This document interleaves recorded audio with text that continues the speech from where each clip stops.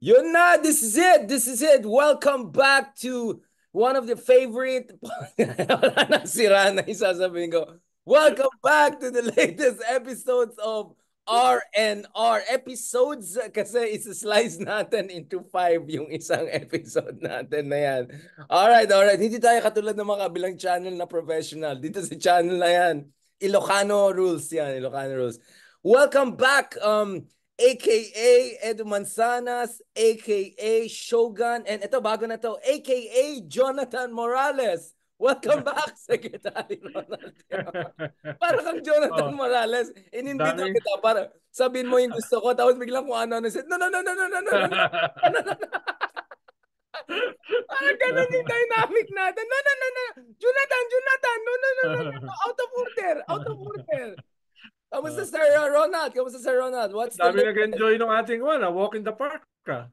The best. Dami, dami nagte-text oh. Yung sa Martial Law Memorial. Oo, nag-walk tayo doon. Actually, dami na-touch doon sa martial law. Kaya nga yung mga DDS beater sila, may nagsabi, ganyan lang kayo ngayon kasi BBM na kayo ngayon. Kaya nagpapasabi, ano mga ewan itong mga DDS? Sabi ko, kayong, unit team lang kayo kahapon ngayon. Biglang March People Power na kayo. But anyways, Sir Ronald, bago tayo pupunta kay Bato at saka hair follicle test.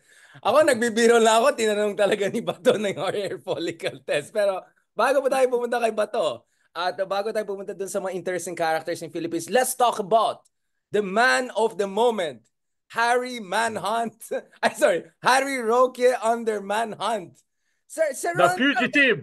the The fugitive. fugitive, Harry Roque. Hindi raw siya fugitive. Ano No? na siya? Oo. Ano Hindi na daw siya? siya fugitive from the law. Siya daw ay fugitive from Congress. Yun talaga. Manhunt. Oh, Pero sir, dapat pinanood mo yung kanya, yung post niya sa Facebook niya. Ang haba. hindi ko na Mas kaya. Baka mahaba pa. matatawa lang ako. Mahaba pa sa episode natin, no? Tapos talagang squid tactics, kung ano-ano yung mga ini-invoke. In-invoke yung lolo niya, in-invoke yung lola niya, in-invoke si Cory, in-invoke si Heso Cristo, no?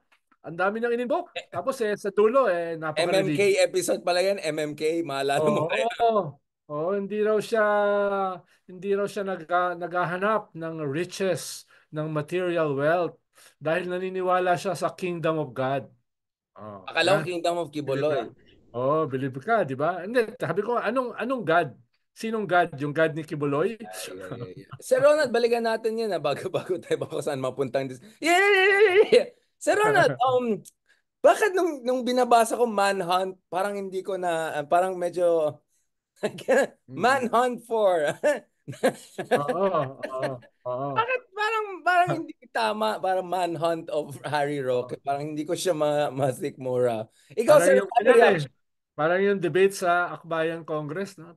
Pagdating ko, late ako, pagdating ko, pinagdedebatihan, yung trans woman ba ay woman? Oh.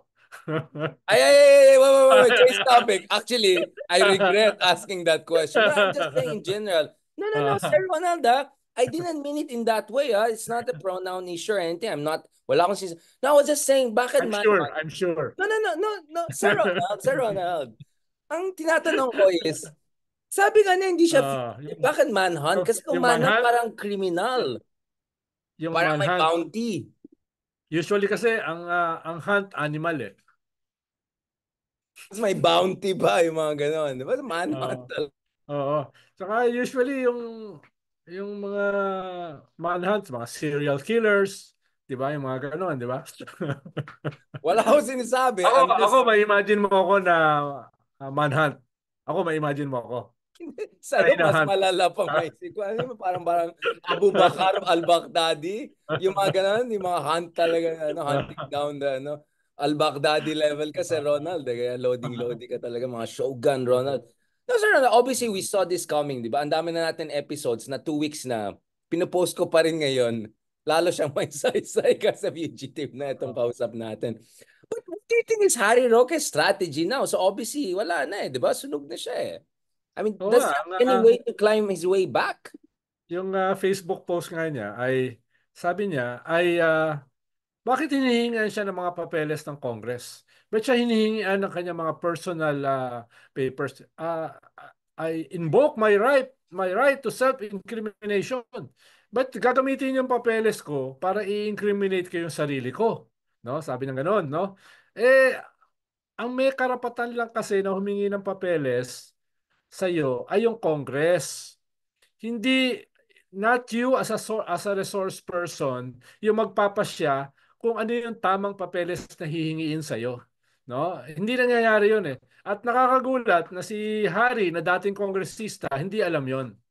No, hindi alam yon. I'm Ah, sure hindi niya alam yan. Yeah. I'm sure he's very innocent. He doesn't know any of these things. He's a victim, 'di ba? So ano, so if you were to if you were to summarize his maalala mo kay, ay sorry, his white background, 'di ba? Naka-white background siya, tapos mukha siyang stressed, parang victimized, witch hunted, mga ganun. Oh, witch hunt. Baka witch Mhm. hunt is better Yeah, yeah, kaysa practically manhunt. yun yung Oo, kanyang hindi premise. manhunt, witch hunt, Mhm. in fairness, in fairness. Mhm. So, pero squid tactics pa rin eh. I mean, eto Sir Ronald, I'll tell you what. One thing that I find very interesting is walang nagdi-defend kay Harry Roque, di ba? Nung pag inattack mo si Kiboloy, talagang dudurugin ka ng mga DDS, mga Yes. pro-Kiboloy. Pag Oh. atake mo si BBM, obviously may mga dudurug din siya. Pero eto si Harry, parang walang di-defend sa kanya, no? Pati nga Mr. Supra, wala na rin eh. Bumigay na rin, di ba? Like, no one is defending this guy. So, Oh. but how come no one defends this guy with all of the connections and charisma he supposedly has? Kung biktima talaga siya, 'di ba? Siya yung nagpaakyat kay what's his name? Kay Digong, siya yung nagpapaakyat kay Kiboloy sa SMNI, mga ano daw 'yun, mga heroes 'yan. But why are none of these people defending him? Una, hindi siya defensible, no? Ikalawa ay mismo si Digong ayaw siyang depensahan. Kahit dati, last week kausap ko si Panelo, nagkasabay kami dun sa Bilyonaryo, yung new TV broadcast media ngayon. Kinamusta ko si Panelo. Oh, kamusta yung iyong kasamang spokesperson, no? Si Harry Roque. Alam mo, unang sagot ni Panelo, sinungaling 'yun. Biro mo, kasama Wait, niya. wait, wait, wait, wait. Is this Oh, on the record? Baka mamaya malibel ka ni ay ano hindi, ah. sinabi nga, nandun, may witness ako, nandun si Pinky Webb eh. No, nung sinabi niya, and there are others na nandun. No? So, yun ang sagot ni Panelo. No? Sinungaling yun. No? Kaya, kawawa naman, walang nagde-defend. Pero Pero may ang hirap din rivalry kasi naman kasi nakaabangan. sila. Pero di ba may rivalry naman Oo. talaga sila kasi spokesman silang pareho na Oo, interesting oo, character. oo. Wala ka naman tulak kabigin doon sa dalawa eh. No? Pagdating sa fashion, I think may konting edge si anong pangalan niya ulit si Panelo. Medyo mas Panelo. Mas panalo si Panelo sa fashion. Oo. Pero Oo. pagdating naman sa ibang bagay, it's Harry by far. I mean, Pero pareha silang kwan. Pareha silang hindi proportion yung katawan. grabe ka naman. Eh, si ano naman, yung isa naman, ano siya, di ba? Fashionista. Oo. Oo. Fashionista. Parang Ay, kwan, parang parang Richard Heydarian ng fashion. Fashion. grabe ka naman. Hindi naman gano'n ka metrosexual. Yung grabe, tinala ko, nag-work pa ako sa Congress yung time na big time ka, Ronald, tapos di mo kami pinapansin, mga small time lang. So, sino to na meron siyang faded jeans tapos may Hello Kitty? Di ba? At may mga jeans na may butas-butas faded tapos may Hello Kitty. O Tapos hindi hair, tapos nakagano yung hair. Ay, sabi nakakasalubong ko, ko yan sa Hall of Justice sa Quezon City Hall. No? Kung ano yung mga attire niyan eh. No? Sabi ko, kulang sa pansin to. No? Tingin ko hindi to na breastfed ng bata. alam mo, Ronald, naging psychoanalyst ka na ngayon. Akala ko friends na kayo. Oo. Sweet nga nung picture niya, yung pinadala mo sa akin eh. Oh, Oo. pinasikat mo pa yung bilyonaryo na yan. Baka may magsalita mamaya. Nalala, Sir Ronald, balikan natin itong issue ni Harry Roque. Do you think that Harry Roque will eventually drop some other bigger people or he must fear for his life? Kasi kung talagang yung involvement niya in the whole Pogo business is as deep as it suggests, no, based on the investigation. Eventually, 'di ba? He has to drop some bombs, 'di ba? Yes, kung todo yung depensa mo sa sarili mo na wala kang link sa Pogo, eh lalo ka nababaon na meron kang link. No? Kinatay siya ni Congressman Luistro, yung pag-represent niya kay Cassandra Ong, yung pag-follow up niya sa PAGCOR, Sabi niya, clearly, may jurisprudence yan. Ikaw ay abogado nila. Kahit sabihin mo na hindi ka abogado nila. Tapos what can be more glaring than yung kanyang bank account in the millions na nandun sa kwarto ni Mr. Supranational sa Pogo Hub sa Porac, 'di ba? Tapos yung kanyang napakahabang paliwanag doon sa kanyang bahay diyan sa lugar nyo sa Baguio, no? Na hindi naman daw niya bahay, pero no, inaamin niya na pinaupahan niya sa mga pogo na ang kanyang unang depensa, hindi naman sila mga pogo, sila ay mga turista until lumabas yung ebidensya na merong mga warrant of arrest yung pinaupa niya doon. So, ang yan ang problema kay Harry Roque, na nahuhuli siya sa sarili niyang bibig. No? Yan yung problema kung masyado ka madaldal, katulad ko. No? Kaya ako Tulad maingat. natin pare. Parang bilang natakot ako sa sinabi mo, parang ingat tayo. Let's be At honest, he least was tayo, getting away. at least tayo, hindi naman tayo magkakaroon ng ganyang kaso. Iba yung kaso natin eh. Hindi ko na sasabihin ko ano. Ikaw lang. Excuse me. Excuse me. Not true, not true. Fake Ha? news. Fake news. Fake news. Pero Oo. Ronaldo, ito, mapapahamak mo naman. Kaya nanay ko minsan sabi niya, alam ko anak, inimbita mo si Ronald para sabihin yung mga ayaw mo sabihin. Pero sa totoo lang, ikaw yung pinapahamak niya. Sabi ko, oo nga. Parang feeling ko parang Parang na-jiu-jitsu ako sa kanya. parang naalala ko nung naimbita ako rito ay para sa Bardagulan eh. Kaya makalimutan eh, no? Sir Tapos, Ronald, medyo manhunt level na to. Kaya ingat tayo. Baka mamanhunt ka rin ng iba dyan. Kaya Tiberius, ay Caligula. marami na. Dati pa, bata pa ako, dami na nagmamanhan sa akin eh. No? Pero, Oh my, just to be clear, none of this reflects the R&R show. This is a totally, alam mo, Sir Ronald, Oo. I'm pushing up for us to have our own TV show eh. This is not helpful. Think alam of mo na, Sir Ronald's audition for our alam TV mo show naman, hindi naman together. ako wholesome family entertainment katulad ni Richard Haydarian. Sir, I promise to Yan yung mga pang TV show, di I ba? promise to make you behave on TV. So, please, Sir Ronald, sa next episode na Oo. pag-usapan natin si Bato and the rest of the company, mas behave naman tayo ng konti. Oh. Kasi ito kay Harry talagang Pero parang yung gusto mo doon sa TV show mo, kwan eh, yung Safe House. So, medyo ibig underground sabihin, style, oh, underground. kung ganun, may kwan dyan, may presence of malice.